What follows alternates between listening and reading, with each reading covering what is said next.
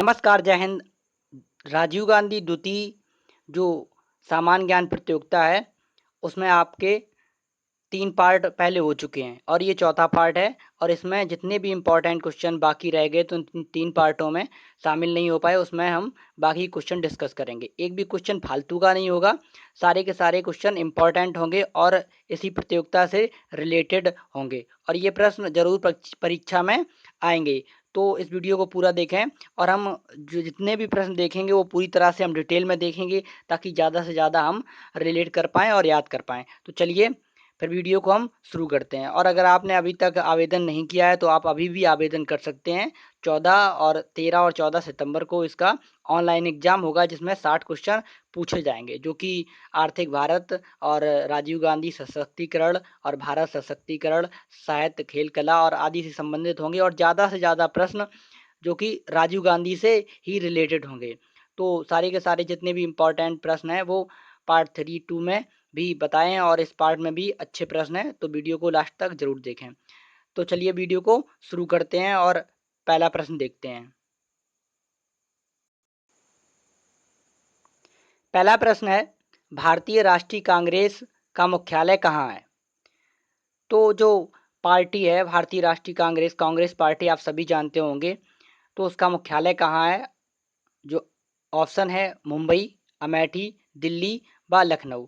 तो ऐसा होता है कि बहुत सारी पार्टियां हैं अपने देश में और पार्टियों को दो आधार पर बांटा जाता है, जैसे राज्य स्तरीय और राष्ट्रीय स्तरीय। तो राष्ट्रीय स्तरीय की पार्टियों की बात करें तो एनसीपी हो गया, भाजपा हो गया, भारतीय राष्ट्रीय कांग्रेस पार्टी हो गया, बहुजन समाजवादी पार्टी हो गया और तृणमूल कांग्रेस हो गया। तो जो लोकतंत्र है उसमें राजनीतिक पार्टियों का होना अति आवश्यक है। तो ऐसी एक राष्ट्रीय कांग्रेस पार्टी है और ये जो प्रतियोगिता है वह भी कांग्रेस ही आयोजित करवा रही है क्योंकि राजीव गांधी जो कि राष्ट्रीय कांग्रेस पार्टी से ही आते हैं। तो पूछा गया है इसका मुख्यालय कहाँ है, तो इसका मुख्यालय दिल्ली में है। तो राष्ट्रीय कांग्रेस पार्टी का मुख्यालय कहाँ है? दिल्ली में। ऑप्शन नंबर सी बिल्कुल सही हो जाएगा, राष्ट्रीय कांग्रेस पार्टी का मुख्यालय दिल्ली में। थोड़ा इसका इतिहास डिटेल में जान लेते हैं।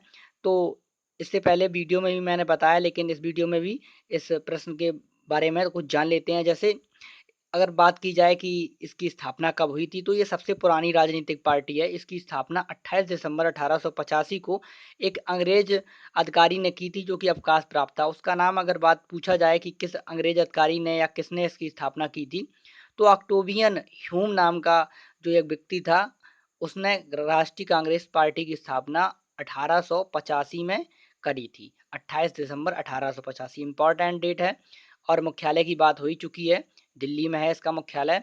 और इस पार्टी का अगर चुनाव चिन्ह तो आप सभी जानते होंगे, कांग्रेस का चुनाव चिन्ह हाथ का पंजा है और यह पिछले 70 वर्षों से सत्ता में है और काफ़ी पुरानी पार्टी है और पिछले 70 वर्षों से सत्ता में भी है, तो इम्पोर्टेंट।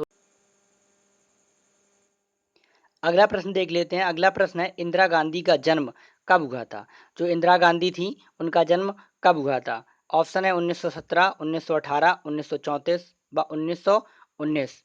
तो जो इंदिरा गांधी हैं उनका जन्म 17 नवंबर 1917 को हुआ था। तो ऑप्शन नंबर ए बिल्कुल सही हो जाएगा। इंदिरा गांधी की अगर बात करें तो ये ऐसी महिला, प्रथम प्रधानमंत्री महिला हैं और इन्होंने ये प्रथम महिला प्रधानमंत्री रहीं और ये इनकी बात करें तो ये जवाहरलाल नेहरू की पुत्री थीं और इनकी जो मृत्यु हुई थी इनकी हत्या कर दी गई थी इन्हीं की बॉडीगार्ड सतवंत सिंह द्वारा। जसवंत सिंह और सतवंत सिंह, दो सगे भाइयों द्वारा, जो कि 31 अक्टूबर 1984 को इन्हीं के आवास पर इनकी हत्या कर दी गई थी।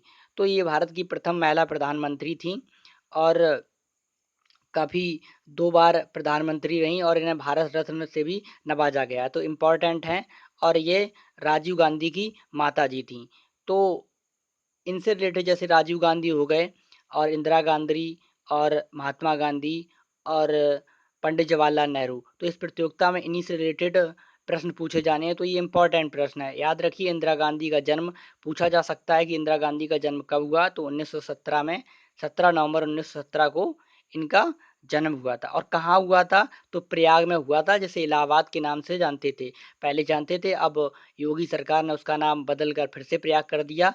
इलाहाबाद की जगह पहले प्रयाग था, फिर इलाहाबाद किया अकबर ने, इसके बाद फिर योगी आदित्यनाथ ने हाल ही में इसका नाम बदलकर प्रयाग कर दिया। तो इंदिरा गांधी का जन्म प्रयाग में हुआ था। ऑप्शन नंबर ए बिल्कुल सही हो जाएगा, 17 नवंबर 1917 को।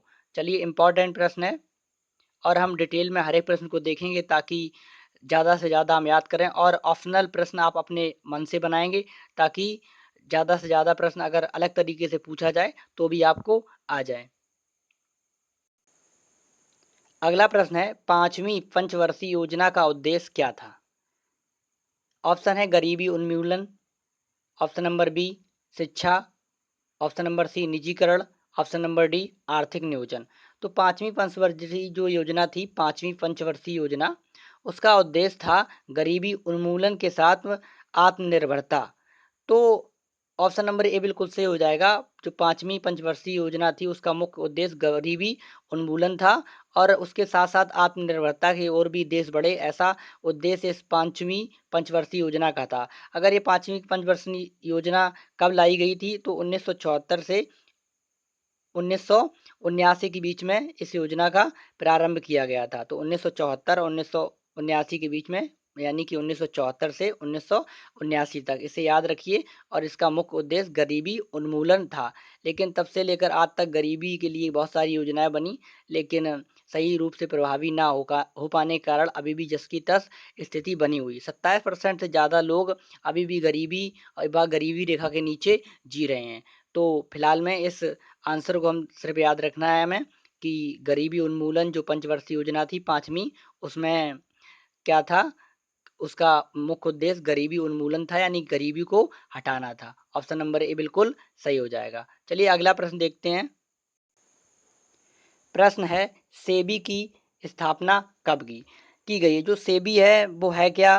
तो भारतीय प्रतिभूति विनिमय बोर्ड इसे कहा जाता है। यानी कि शेयर मार्केट से संबंधित जितने भी ट्रेड कानूनों की अगर बात करें तो शेयर धारकों का जो अधिकार या संरक्षण, इसमें किसी भी तरह का अगर घपला होता है या घोटाला होता है, इससे संबंधित सभी जांच सेबी की नज़र में रहती है और इसके लिए सेबी ही इसकी जांच करता है। तो सेबी का अगर बात करें, सेबी का फुल फॉर्म तो भारतीय प्रतिभूति विनिमय बोर्ड से कहा जाता है। और अगर इसकी स्थापना की बात करें तो 1988 में इसकी स्थापना हुई थी। यानी कि जो राजीव गांधी के कार्यकाल में ही इसकी योजना हुई थी, स्थापना हुई थी। तो 1988 बिल्कुल सही हो जाएगा। ऑप्शन नंबर 1988, सेबी की स्थापना कब की गई थी? 1988 में।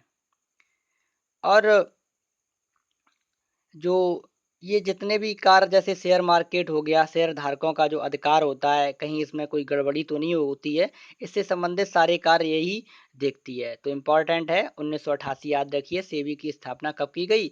1988 में। अगला प्रश्न है, योजना आयोग के प्रथम अध्यक्ष कौन थे? तो योजना आयोग के प्रथम अध्यक्ष की बात करें तो ऑप्शन है राजीव गांधी, महात्मा गांधी, सीके गांधी व पंडित जवाहरलाल नेहरू। तो योजना आयोग के प्रथम अध्यक्ष जवाहरलाल नेहरू थे। अगर प्रथम अध्यक्ष की बात करें या प्रथम उपाध्यक्ष की, तो इसके दोनों ही ये जवाहरलाल नेहरू थे। तो ऑप्शन नंबर डी बिल्कुल सही हो जाएगा। योजना आयोग के प्रथम अध्यक्ष व उपाध्यक्ष पंडित जवाहरलाल नेहरू थे और ये भारत के प्रथम प्रधानमंत्री भी थे। और इनके पिताजी जो कि पंडित मोतीलाल नेहरू थे और जो कि कांग्रेस के 2 बार अध्यक्ष भी रहे। और अध्यक्ष के बारे में भी पूछा जा सकता है। प्रेजेंट टाइम में अगर अध्यक्ष की बात करें कांग्रेस की तो सोनिया गांधी अभी हैं।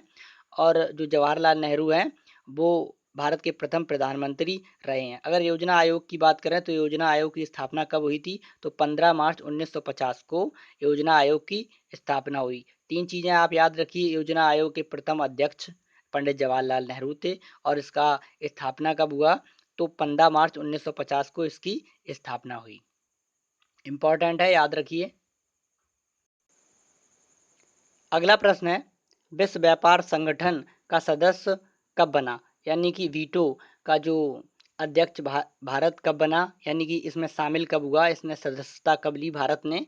तो ऑप्शन है आपके सामने 1 जनवरी 1950, 2 जनवरी 1980, 30 जनवरी 1970 व ऑप्शन नंबर डी है 4 जनवरी 1960। तो ये कब इसमें भारत ने पार्टिसिपेट किया, यानी कि कब यह भारत इसका सदस्य बना? तो 1 जनवरी 1950 को भारत इसका सदस्य बना था, यानी कि भारत विश्व व्यापार संगठन का सदस्य 1 जनवरी 1950 को बना था। तो ऑप्शन नंबर ए बिल्कुल सही हो जाएगा। भारत विश्व व्यापार संगठन का सदस्य 1 जनवरी 1950 को बना था। अगला प्रश्न देख लेते हैं। अगर वीडियो आपको इसमें शामिल जितने भी प्रश्न अच्छे लगें तो वीडियो को लाइक ज़रूर करें और वीडियो को अंत तक देखें, क्योंकि बहुत ही इंपॉर्टेंट प्रश्न है ये आपके लिए। अगर आपने इस प्रतियोगिता में भाग लिया है तो बहुत ही इंपॉर्टेंट हो सकते हैं। अगला प्रश्न है, पिता के पुत्र, जो पिता के पत्र पुत्री के नाम किसकी पुस्तक है? काफ़ी अच्छा प्रश्न है और ये पूछा भी जा सकता है और ये जीके से रिलेटेड है। तो भारत के जो पिता के पत्र पुत्री के नाम किसकी पुस्तक है? इंदिरा गांधी की, सोनिया गांधी की, जवाहरलाल नेहरू की व राजीव गांधी की। तो पिता के पत्र पुत्री के नाम जो पुस्तक है वो जवाहरलाल नेहरू की थी। और यह इन्होंने ये पत्र किसके लिए लिखे थे? तो अपनी पुत्री इंदिरा गांधी के लिए इन्होंने ये पत्र लिखे थे। तो पिता के पत्र पुत्री के नाम पुस्तक के लेखक पंडित जवाहरलाल नेहरू हैं। ऑप्शन नंबर सी बिल्कुल सही हो जाएगा। पंडित जवाहरलाल नेहरू, पिता के पत्र पुत्री के नाम, इन्हीं की पुस्तक है। ऑप्शन नंबर डी बिल्कुल सही हो जाएगा। और ये जो इनके पिता थे इंदिरा गांधी के, और इंदिरा गांधी इनकी पुत्री थी और इन्हीं के लिए ये पत्र लिखे गए थे। तो इसीलिए इसका नाम पिता के पत्र पुत्री के नाम रखा गया। और तो ऑप्शन नंबर सी बिल्कुल सही हो जाएगा। चलिए अगला प्रश्न देख लेते हैं। अगला प्रश्न है, राजीव गांधी के समाधि स्थल का नाम क्या है? तो राजीव गांधी के समाधि स्थल का नाम क्या है? ऑप्शन है राजघाट, वीरभूमि, शक्ति स्थल व शांतिवन। तो राजीव गांधी के समाधि स्थल का क्या नाम है? तो ऑप्शन नंबर बी बिल्कुल सही हो जाएगा। जो राजीव गांधी के समाधि स्थल का नाम वीरभूमि है। और राजीव गांधी के बारे में एक बार हम फिर से देख समझ लेते हैं थोड़ा, कि इनका जो जन्म दिवस है वो 20 अगस्त 1944 को इनका जन्म हुआ और 46 साल की उम्र में इन्होंने इनके जो आतंकवादी हमले में इनकी जान चली गई, यानी कि इनकी हत्या कर दी गई आतंकवादी हमले द्वारा 46 साल की उम्र में। और ये 40 साल में सबसे युवा प्रधानमंत्री के रूप में भारत के प्रधानमंत्री बने। और इनकी जो मृत्यु, जो हमला हुआ था, जो आतंकवादी हमला, तो 1991 21 मई 1991 में ये जो आतंकवादी हमले में मारे गए। तो अगर बात करें 20 अगस्त की, तो इस दिन सद्भावना दिवस के रूप में मनाया जाता है। यानी कि जो इनका जन्म दिवस है वो सद्भावना दिवस के रूप में मनाया जाता है। इनका जो मृत्यु हुई, यानी कि पुण्यतिथि 21 मई 1991 को, ये आतंकवादी विरोधी दिवस के रूप में मनाया जाता है। तो याद रखिए, ये दोनों ही इम्पोर्टेंट डे हैं। राजीव गांधी का जो समाधि स्थल है वो वीरभूमि है। और अगर राजीव गांधी के जन्म स्थान की बात करें तो वो मुंबई में राजीव गांधी का जन्म दिवस, जो जन्म है वो वहाँ हुआ था मुंबई में। और तीन मूर्ति हाउस में इन्होंने अपने बचपन के दिन गुजारे थे। और वीरभूमि इनकी जो समाधि स्थल है। और जन्म दिवस के बारे में पिछले वीडियो में बताया और इसमें भी अब जान लीजिए। 20 अगस्त को इनका जन्म हुआ था 1944 में, और 46 साल की उम्र में इनको आतंकवादी हमले में मार दिया गया, जो कि इनकी मृत्यु 21 मई 1991 को हो गई। और इस दिन आतंकवादी विरोधी दिवस के रूप में इसे मनाया जाता है। तो समाधि स्थल के बारे में बहुत सारे प्रश्न अक्सर परीक्षा में पूछे जाते हैं। तो कुछ इंपॉर्टेंट, इस प्रतियोगिता से इंपॉर्टेंट जितने भी समाधि स्थल के अगर बारे में पूछा जा सकता है, तो वो, जैसे इंदिरा गांधी समाधि स्थल की बात करें तो शक्ति स्थल है। और यहाँ पर एक बड़ी लाल स्लेटी शिला लगी हुई है जो कि दिल्ली में है। और महात्मा गांधी का भी समाधि स्थल दिल्ली में ही है, राजघाट। महात्मा गांधी के समाधि स्थल का नाम राजघाट है। यहाँ पर क्या है, काले संगमरमर का एक चबूतरा बना हुआ है जिस पर हे राम उनका जो वाक्य था महात्मा गांधी का, वो उकेरा गया है। और पंडित जवाहरलाल नेहरू के अगर समाधि स्थल की बात करें तो शांतिवन इनके समाधि स्थल का नाम है, जहाँ पर एक बड़ी चौकी घास से घिरी हुई है।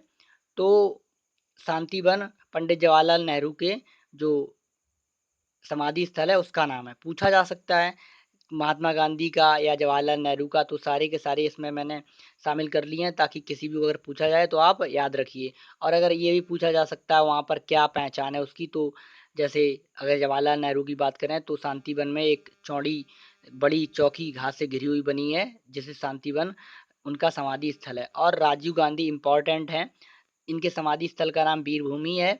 और जहाँ पर एक बड़ा कमल का पुष्प जिसको घेरे हुए 46 छोटे कमल उनके जीवन के वर्ष दर्शाते हैं, यानी कि वो 46 वर्ष की उम्र में उन्होंने अपना उन्हें मार दिया गया था आतंकवादी हमले में, तो 46 साल के थे, तब उन्हें आतंकवादी हमले में मार दिया गया था। तो 46 छोटे-छोटे कमल बने हुए हैं वहाँ पर, जो उनके 46 वर्षों के बारे में वर्णन करते हैं। और इसको घेरे हुए सभी राज्यों में आई शिलाएँ रखी, यानी कि सभी राज्यों से शिलाएँ आई थी जब इनका बहुत ही अत्यंत दुखदपूर्ण ये घटना हुई थी। तो जितनी भी सारे जो राज्य हैं हमारे, उनसे आधार शिलाएँ आई थी, कुछ शिलाएँ, उन्हें चारों तरफ रखा गया है। तो इम्पोर्टेंट है।